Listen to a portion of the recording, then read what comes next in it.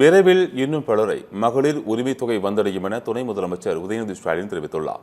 சென்னை சைதாப்பேட்டையில் தமிழ்நாடு நகர்ப்புற வாழ்விட மேம்பாட்டு வாரியம் சார்பில் வாழைத்தோப்பு திட்டப்பகுதிகள் 77 கோடியே 76 லட்சம் ரூபாய் மதிப்பீட்டில் கட்டப்பட்டுள்ள 504 புதிய அடுக்குமாடி குடியிருப்புகளை துணை முதலமைச்சர் உதயநிதி ஸ்டாலின் திறந்து வைத்து ஒதுக்கீட்டு ஆணையை வழங்கினார்.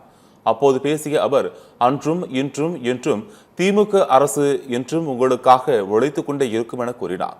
அரசு வீடுகளை ஒதுக்கினாலும் அதனை பொறுப்புடன் பராமரிக்க வேண்டும் என அறிவுறுத்திய அவர், மகளிர் விடியல் பயண திட்டம் 780 கோடி பயணம் மேற்கொண்டுள்ளனர் என்றும் தெரிவித்தார்.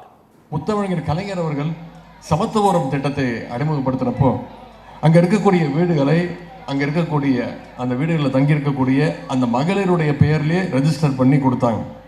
இன்னைக்கு கலைஞர் வழியில் வந்திருக்கக்கூடிய நம்முடைய முதலமைச்சர் அவர்களும் இங்கே ஒதுக்கப்படுகிற அத்தனை வீடுகளையும் அங்கு வசிக்கக்கூடிய மகளிருடைய பெயரிலே பதிவு செஞ்சு கொடுத்திருக்கிறார் நம்முடைய முதலமைச்சர் அவர்கள். அது மட்டும் இல்லை, ஆட்சிக்கு வந்தவுடன் நம்முடைய முதலமைச்சர் அவர்கள் போட்ட முதல் கையெழுத்து என்னன்னு உங்களுக்கு தெரியும். அதுதான் மகளிருக்கான அந்த விடியல் பயணம் திட்டம்.